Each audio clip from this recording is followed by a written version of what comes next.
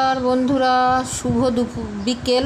আমি আবার একটা নতুন ভিডিও নিয়ে চলে এসেছি। আমি মাছের মাথা কষা আজকে ভিডিও দিচ্ছি। বাড়িতে রেসিপিটা করলাম, তাই ভাবলাম আপনাদের সঙ্গে শেয়ার করি। আপনাদের অনেক অনেক অভিনন্দন জানাচ্ছি নতুন বছরের জন্য।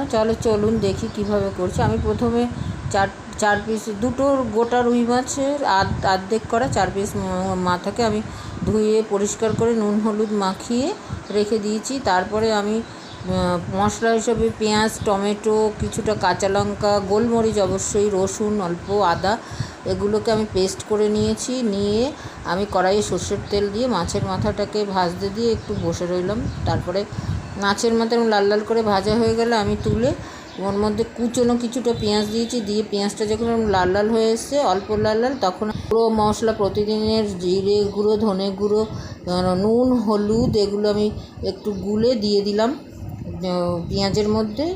তারপরে এরকম আস্তে আস্তে বসে বসে লাল লাল করে কষলাম। যখন তেল ছেড়ে এলো তখন অল্প জল দিয়ে মাছের মাথাগুলোকে দিয়ে শুকনো হতে দিলাম। কষা যেহেতু শুকনো শুকনো যখন হয়ে এলো, তখন আমি কি করলাম, গুঁড়ো গরম মশলা দিয়ে নামিয়ে গরম গরম ভাতে আমরা পরিবেশন করলাম। আপনারাও করে খেয়ে দেখতে পারেন, খুবই ভালো লাগবে আশা করছি। বন্ধুরা, আপনাদের করে খেয়ে আমাকে জানাবেন কমেন্টে।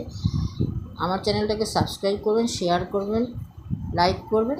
অবশ্য আপনারা করছেনও, এর মধ্যে কোনো দ্বিমত নেই। এর জন্য আপনাদের আমার আন্তরিক শুভেচ্ছা রইল। গেস্ট আসলেও এটা করতে পারেন, খুবই সুস্বাদু একটু রেসিপি। ঘোষ কিচেনের এই রেসিপিটা করে খেয়ে দেখুন, অবশ্যই ভালো লাগবে। তাহলে এখন আসছি বন্ধুরা।